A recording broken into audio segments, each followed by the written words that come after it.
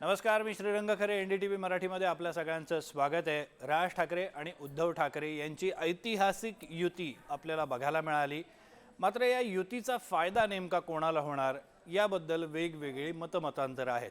मात्र एक गोष्ट निश्चित आहे, ती समजावून सांगण्याचा आज मी तुम्हाला प्रयत्न करतो की या युतीचा सगळ्यात जास्त फायदा राज ठाकरे आणि उद्धव ठाकरे यांच्यापेक्षा जर कोणाला होणार असेल तर तो होणार आहे एकनाथ शिंदे यांना। तुम्ही बरोबर ऐकलं, महायुतीमधल्या एकनाथ शिंदे यांना राज ठाकरे आणि उद्धव ठाकरे एकत्र आल्याचा बराच फायदा होणार आहे। कसं ते आपण जाणून घेऊया। त्याच्या आधी आपण थोडंसं इतिहासामध्ये जाऊया। नगरपालिका निवडणुकांचे निकाल लागले। नगरपालिका निवडणुकांच्या निकालानंतर भाजपनंतर सगळ्यात जास्त नगराध्यक्ष निवडून आणणारा पक्ष म्हणून शिंदेंची शिवसेना ठरलेला आहे। सर्वाधिक नगरसेवक निवडून आणणारा पक्ष हा भाजप ठरला, त्याखालोखाल शिंदेंची शिवसेना हा सगळ्यात जास्त नगरसेवक निवडून आणणारा पक्ष बनलेला आहे।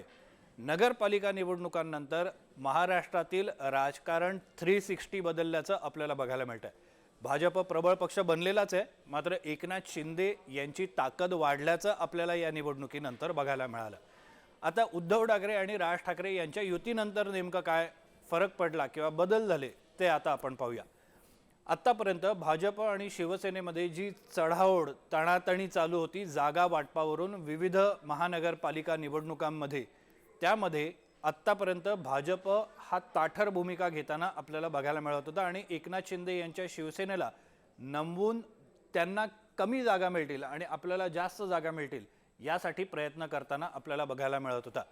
झाली युती तर ठीक, न तर स्वबळ अशी भूमिका काहीशी भाजपच्या नेत्यांची होती। मात्र नगरपालिका निवडणुका आणि राज ठाकरे आणि उद्धव ठाकरे यांच्या युतीनंतर ही भूमिका आपल्याला बदलल्याचं बघायला मिळतंय। जर माहिती असेल तर गणेश नाईक आणि एकनाथ शिंदे यांच्यामध्ये बैठक झाली। नवी मुंबईवरनं पेच निर्माण झालेला होता, जसा तो ठाण्यावरनं झालेला होता, मुंबईवरनं झालेला होता, नाशिकवरनं झालेला होता, अन्य महानगरपालिकांवरनं झालेला होता, तसाच तो नवी मुंबईवरनं पण झालेला बघायला मिळत होता। नगरपालिका निवडणुकींच्या आधीची गणेश नाईक यांची जर भाषा बघितली आणि आताची जर आपली बॉडी लँग्वेज त्यांची जर बघितली तर याच्यात जमीन आसमानाचा आपल्याला फरक बघायला मिळतो।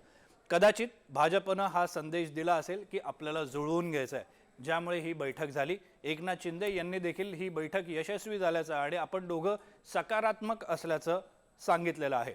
आता या सगळ्या महानगरपालिका शिंदेंसाठी, भाजपसाठी, दोन्ही पक्षांसाठी महत्त्वाच्या आहेत। अजित पवारांच्या तुलनेमध्ये जर मुंबई, ठाणे, नवी मुंबई या महानगरपालिकांचा विचार केला तर अजित पवारांच्या राष्ट्रवादी काँग्रेसपेक्षा शिंदेंच्या शिवसेनेची इथे ताकद जास्त आहे। भाजपला त्याचा फायदा घ्यायचा आहे, ज्यामुळे शिंदेंना सोडून त्यांना चालणार नाहीये। आता राज आणि उद्धव ठाकरे यांच्या युतीनंतर काय परिणाम झाला किंवा काय फरक पडला तर मराठी मतं, दोन्ही ठाकरे बंधूंनी मराठीचा अजेंडा हा पुढे नेण्याचा निर्णय घेतलेला आहे। भाजपसाठी कदाचित हा मुद्दा अडचणीचा असू शकतो।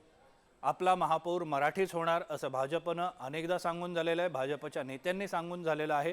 मात्र कुठे ना कुठेतरी त्यांना अशी भीती वाटते की आपण जर शिंदेंच्या शिवसेनेला दूर केलं तर कदाचित मराठी मतदार आपल्यापासून दुरावला जाऊ शकतो आणि त्याचा फायदा हा ठाकरे बंधूंना किंवा इतरांना होऊ शकतो। त्यामुळे भाजपला आता शिवसेनेची जास्त गरज वाटायला लागलेली आहे। आपण वेगवेगळ्या महानगरपालिकांमध्ये बघितलं तर भाजप आणि शिवसेना हे दोघंही एकत्र येताना किंवा त्यासाठी प्रयत्न करताना आपल्याला बघायला मिळतात। ते याच कारणामुळे आणखी एक सगळ्यात महत्त्वाची गोष्ट की जे 2017 साली निवडून आलेले मुंबईमधले नगरसेवक होते शिवसेनेमधले, त्यातले बहुतांश नगरसेवक हे आज शिंदेंच्या सोबत गेलेले आहेत। शिंदे आधी जागा जास्त मागत होते, 100पेक्षा जास्त जागा मुंबईमध्ये मिळाव्या यासाठी त्यांचा प्रयत्न चालू होता। मात्र भाजप साधारणपणे 70 ते 75 जागा शिंदेंच्या शिवसेनेला सोडायला तयार होती। आता हा आकडा वाढून 90च्या आसपास झालेला आपल्याला बघायला मिळतोय। कदाचित हा आकडा आणखी वाढू शकतो आणि दोन्ही पक्ष जे आहेत महायुतीमधले हे एकत्र येण्याची शक्यता अजिबात नाकारता येत नाही। ठाकरे बंधू एकत्र आले तर कदाचित मराठी मतदार आपल्यापासून दुरावला जाऊ शकतो। या शक्यतेमुळेच शिंदेंच्या शिवसेनेला धरून ठेवणं हे भाजपसाठी कदाचित क्रमप्राप्त आहे। दुसरा एक सगळ्यात महत्त्वाचा मुद्दा की महायुतीमध्ये जर सगळ्यात नॅचरल अलायन्स जर कोणासोबत असेल भाजपची तर ती शिवसेनेसोबत आहे, शिंदेंच्या शिवसेनेसोबत आहे. मुख्यमंत्री देवेंद्र फडणवीस यांनी ही गोष्ट स्पष्टपणे सांगितलेली होती की नॅचरल किंवा नैसर्गिक आमचा भागीदार जो आहे तो शिवसेना आहे, कारण भाजप आणि शिवसेनेची गेल्या अनेक वर्षांपासून महाराष्ट्रामध्ये केंद्रामध्ये सातत्यानं युती आपल्याला बघायला मिळते. अजित पवार यांच्यासोबतची जी युती होती ती राजकीय तडजोडीतून किंवा राजकीय अपरिहार्यतेतून जन्माला आलेली युती होती, त्यामुळे ही महायुती जन्माला आली. मात्र सगळ्यात नैसर्गिक मित्र जो म्हणता येईल भाजपचा तो म्हणजे शिंदेंची शिवसेना आहे.